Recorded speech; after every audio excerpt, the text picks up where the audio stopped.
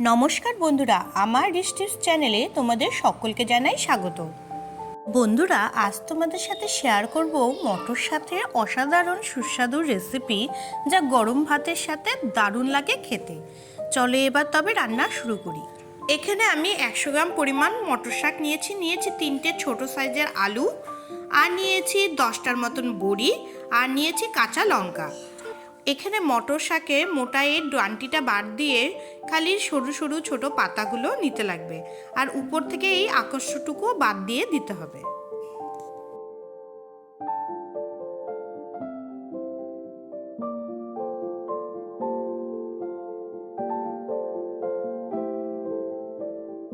মটর শাকে এভাবে কচি অংশগুলোকে নিয়ে ভালো মতন জল দিয়ে পরিষ্কার করে নিয়ে ছোট ছোট টুকরো করে কেটে নিয়েছি।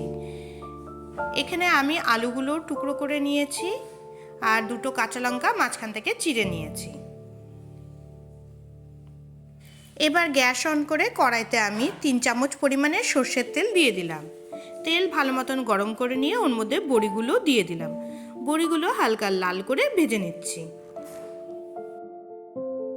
বড়িগুলো লাল লাল করে ভাজা হয়ে গেছে, এবার আমি অন্য পাত্রে উঠিয়ে নিচ্ছি। এবার ওই তেলের মধ্যে একটা শুকনো লঙ্কা এভাবে 2 টুকরো করে দিয়ে দিলাম, আর দিয়ে দিলাম 1/2 চামচ পরিমাণে কালো জিরা। ফোড়ন 1 মিনিট ভালো মতন ভেজে নিলাম। এবার এর মধ্যে ছোট করে কেটে রাখা আলুর টুকরোগুলো দিয়ে দিলাম। সাথে দিয়ে দিলাম স্বাদ অনুযায়ী নুন আর 1/2 চামচ পরিমাণে হলুদ গুঁড়ো। আলুগুলো এবার ভালো মতন আমি ভেজে নিচ্ছি। গ্যাসের ফ্লেম এই সময় আমি একদম বাড়িয়ে দিয়েছি।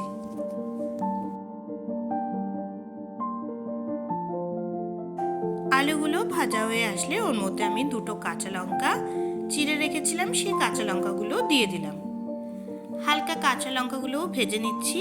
বন্ধুরা, এবার কুচি করে রাখা মটর শাক কড়াইতে দিয়ে দিলাম। ভালো মতন সবকিছু এবার মিশিয়ে নিচ্ছি।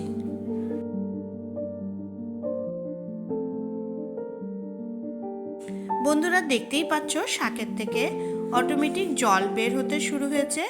এবার এই জলটা ভালো মতন আমি শুকিয়ে নিচ্ছি। ভালো মতন আমি আলুর সাথে মটর শাক ভেজে নিয়েছি।